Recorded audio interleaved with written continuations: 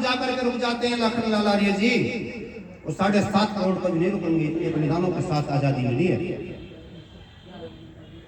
जरा कल्पना कीजिए,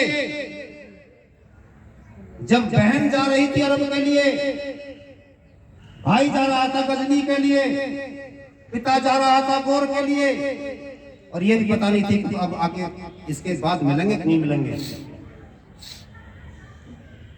जब सारा का सारा परिवार बट रहा था, नौकरों के लिए नहीं गुलाम के रूप में ले जाकर के काम लिया जाने की तैयारी की जा रही थी,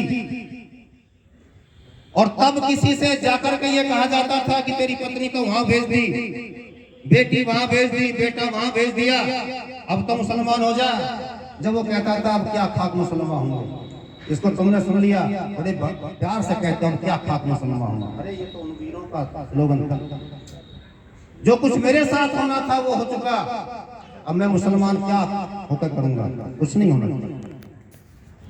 उन अत्याचारों को इस चोटी और जनेऊ की रक्षा के लिए सहन किया, और आज आपको धमकी दी जाती है, ये देश हमारे पुरखों का है, आपको धमकी दी जाती है कि देश हमारे पुरखों का, हमने बलिदान देकर के, हमने खून बहा करके इसके लिए आजादी दी है, और तुम स्वीकार कर लेते हो हाँ हाँ दी है। इतने खून बहे भाई, ये कहां से नैरेटिव सेट हो गया? उन लोगों ने इस देश को आजादी दिलाई थी, इस कायरतापूर्ण इतिहास से, झूठे इतिहास से, भ्रांतिपूर्ण इतिहास से सेट हो गया। मैं जो अभी बता रहा था आपको, ऐसा टाइम हो गया नहीं कोई बात नहीं, 10-5 मिनट और ले 10%। ठीक ठीक। तो ये कर्कोटक साम्राज्य जो 750 के करीब शासन कर रहा था, गुजरात गुजरों का प्रतिहार वंश, जिस समय मोहम्मद बिन कासिम आया तो आपने माउंट आबू पर बैठ करके जाकर के ऐसी सभा की। आज भी माउंट आबू पर पिछले साल में गया था, संपादक जी, सह संपादक जी, हम दोनों गए थे। वहां पर यज्ञ कुंडों के अवशेष अभी भी पड़े हुए हैं। देवलाचार्य जी ने विशाल समारोह आयोजित कराया था, बहुत सारे राजाओं को बुला करके कहा था भाई जरा बताओ कौन कौन देश की रक्षा के जाना चाहते हैं।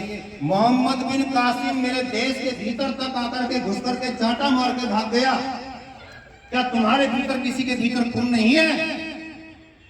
क्षत्रियों को बुला करके लताड़ा था, खड़े क्यों नहीं होते हो? अच्छा महाराज, प्रतिहारों ने कहा कि पूरे देश की इस पश्चिमी सीमा के लिए छाती की दीवार हम बनाएंगे। वो तो चीन की दीवार थी, ये छाती की दीवार थी, और इन्होंने बनाया था वो देश के लिए विशेष इतिहास, जिन्होंने अगले 300 वर्ष तक किसी मुसलमान को इस देश पर आक्रमण नहीं करने दिया।